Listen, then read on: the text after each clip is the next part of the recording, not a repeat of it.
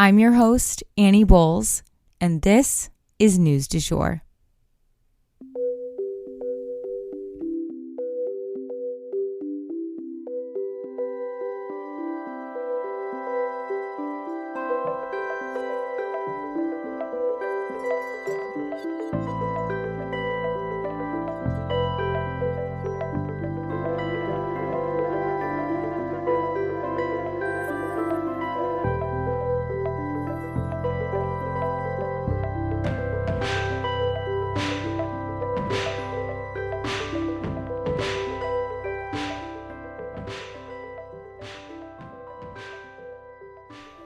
Hey everyone, and welcome back to the News du Jour, a calmer space to consume the news.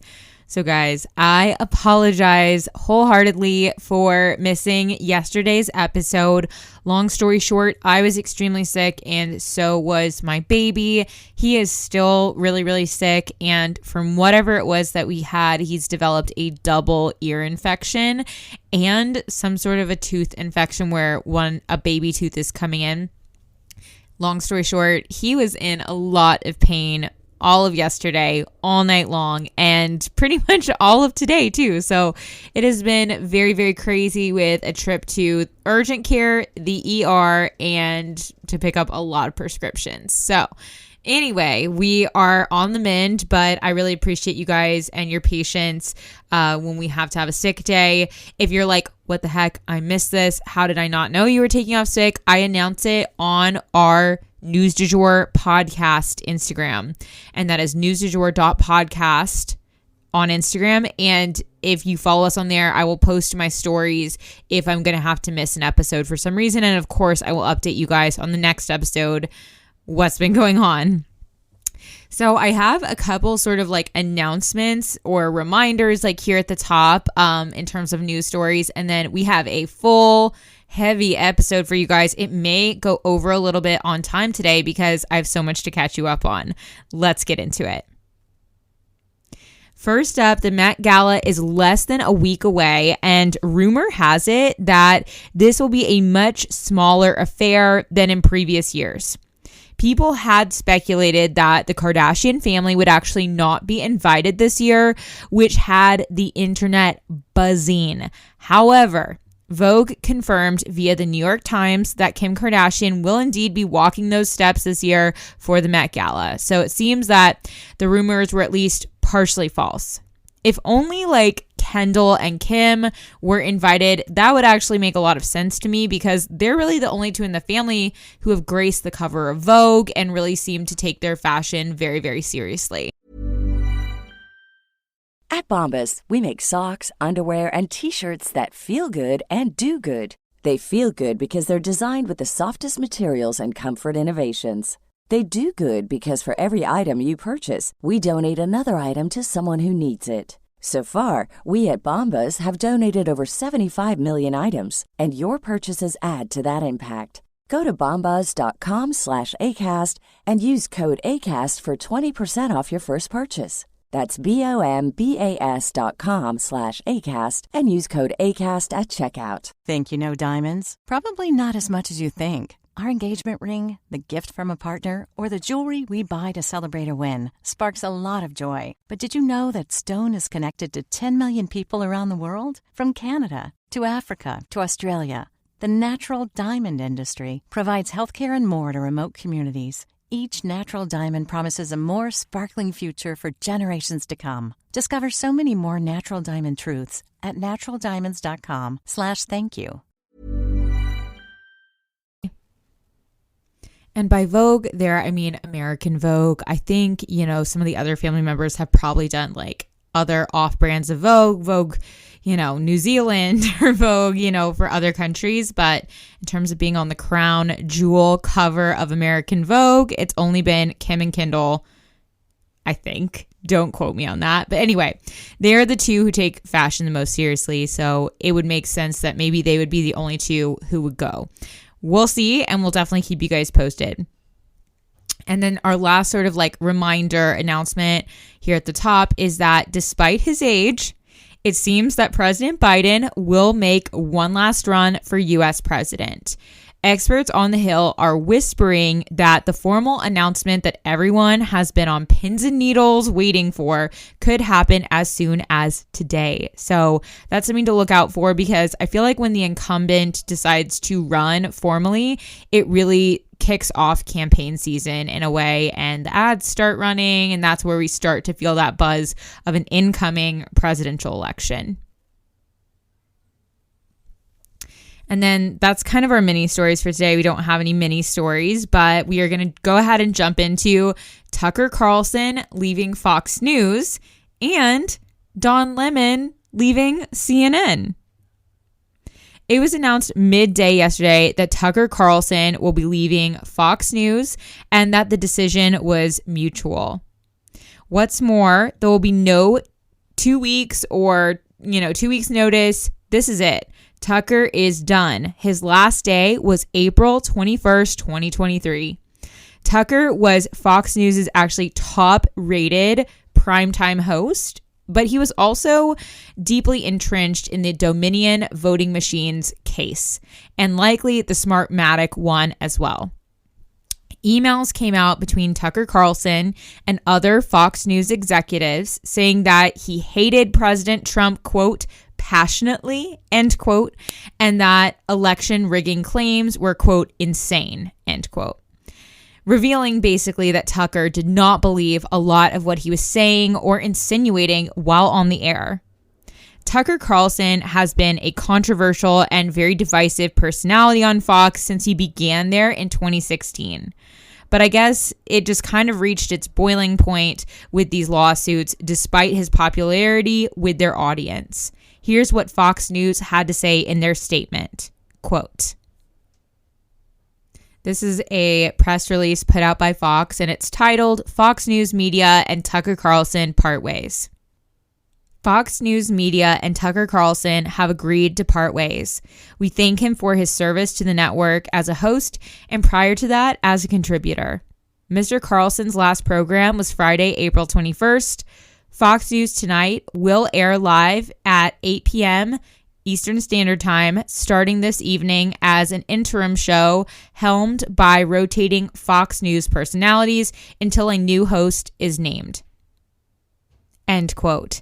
And so that's kind of where they stop talking about Tucker Carlson. They go on to name all of the different Fox News affiliates, which it's a long list, and how basically they continue to reach 200 million people a month. But none of that really has to do with Tucker Carlson. But Fox is not the only major news network cleaning house. As I mentioned, CNN's Don Lemon was also revealed yesterday that he had been terminated from the network. He too was a very prominent anchor, but kind of for Fox's progressive nemesis, CNN.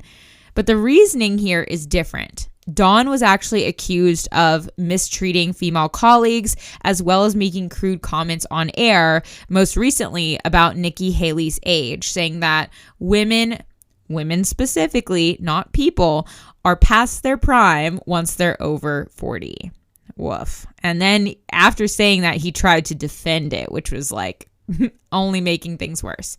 So CNN initially wrote of the situation, quote, CNN and Don have parted ways. Don will forever be a part of the CNN family, and we thank him for his contributions over the past 17 years. We wish him well and will be cheering for him in his future endeavors. End quote. So that's initially what was put out. Then Don took to Twitter and posted his own feelings on the situation, which read, quote, I was informed this morning by my agent that I have been terminated by CNN. I am stunned. After 17 years at CNN, I would have thought that someone in management would have the decency to tell me directly. At no time was I ever given any indication that I would not be able to continue to do the work that I have loved at the network. It is clear that there are some larger issues at play. With that said, I want to thank my colleagues and the many teams I have worked with for an incredible run. They are the most talented journalists in the business, and I wish them all the best. End quote. And then CNN Communications put out this tweet as a response to Don's response. Quote, Don Lemon's statement about this morning's events is inaccurate. He was offered an opportunity to meet with management, but instead released a statement on Twitter. End quote. Whoa. So that situation is obviously getting messy. Kind of fun to watch. I'm busting out my popcorn personally. Don has worked for CNN since 2006. He also anchored for NBC News in several different prominent roles. I'm not sure if I can really feel bad for either of these characters, but I have to wonder, did Fox and CNN coordinate to drop both of their bad apples? At Bombas, we make socks, underwear, and T-shirts that feel good and do good. They feel good because they're designed with the softest materials and comfort innovations.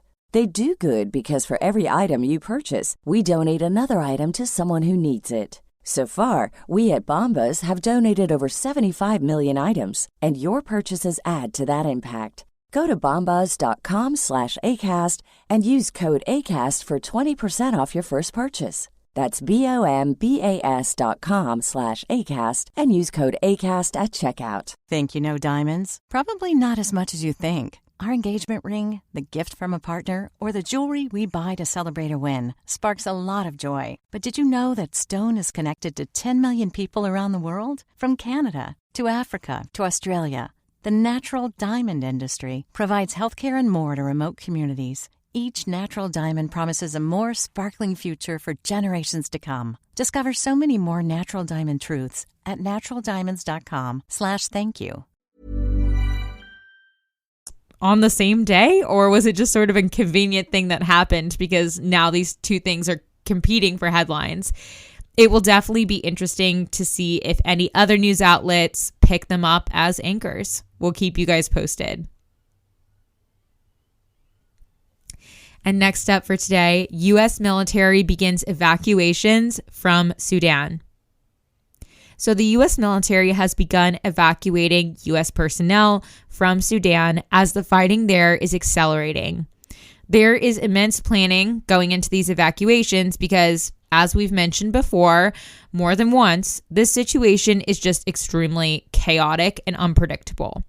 They are coordinating moving diplomats to basically nearby African countries and then potentially to Germany for safety reasons. There are approximately 19,000 U.S. citizens currently in Sudan needing a way out to safety, according to the New York Times. And unfortunately, their international airport has been a target for a lot of the attacks going on right now, and their airspace is technically closed. So again, that's kind of why they're trying to get the U.S. personnel to neighboring African countries first. If you're not caught up on the situation in Sudan, you might go back and listen to our episodes on it from last week. But essentially, it's two military generals taking each other on. The death toll has risen to 330 at least, with thousands injured in the fighting. But these numbers are almost always underestimates, as we've reported before. You know, they want to give the most accurate numbers possible, so they err on the conservative side. But as we know, accurate numbers in general are just hard to come by, especially when war first breaks out. So just so we know, the situation could be a lot worse. There have been reports of these troops basically breaking into homes and harming civilians. Even a European ambassador was attacked inside a home. And I also think it's safe to assume that sexual assault is a component of this war, as the RSF is known to have committed such atrocities in the past in much more peaceful situations than this. U.S. personnel in the area have been instructed to shelter in place until they get further instructions, and to definitely not try to get to the U.S. embassy, as it is in the middle of the worst fighting. The U.S. is also asking for a ceasefire, as is the rest of the world, at least for a few days. The area is running out of food and money, so time is kind of running out before this conflict turns into a full-blown crisis. We'll keep you guys posted. And for our final story today, the Supreme Court preserves access to abortion meds. Last Friday evening, the Supreme Court announced their decision that mifepristone would stay on the market and is fine to be mailed to customers. As we have mentioned before, this drug is used in over half the abortions in the United States. If the Supreme Court had ruled to get rid of the drug, they would have ultimately been saying that the FDA did not do its due diligence, and because that's what this case was ultimately about. In saying that, it would have basically undermined the FDA's medical authority in the United States, and it's unclear what next steps might have been. Would the FDA have pursued reapproving this drug? Would the Supreme Court have tried to oversee that process somehow? It's just such a slippery slope. If a judicial branch is going to try and say that they know better the medical process of approving drugs than the FDA, where does that end?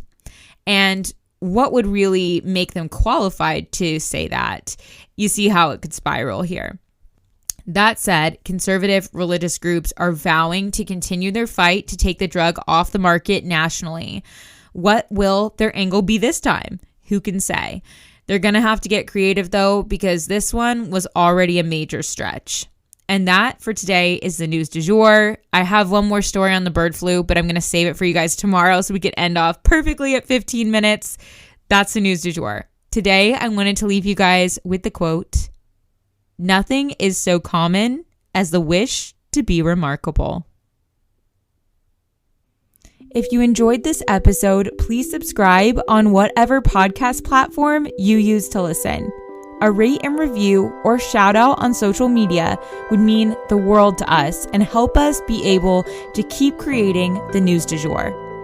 But the best way to support all of our work is to become a patron at www.patreon.com/sugarfree media.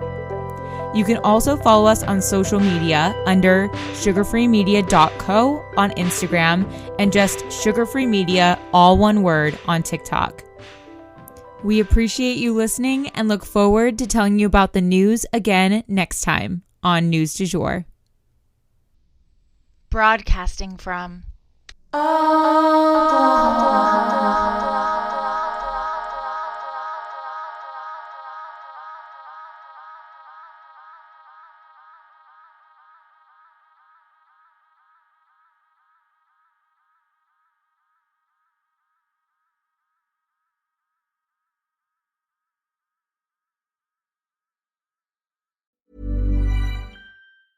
At Bombas, we make socks, underwear, and T-shirts that feel good and do good. They feel good because they're designed with the softest materials and comfort innovations. They do good because for every item you purchase, we donate another item to someone who needs it. So far, we at Bombas have donated over 75 million items, and your purchases add to that impact. Go to bombas.com/ACAST and use code ACAST for 20% off your first purchase. That's BOMBAS.com/ACAST and use code ACAST at checkout.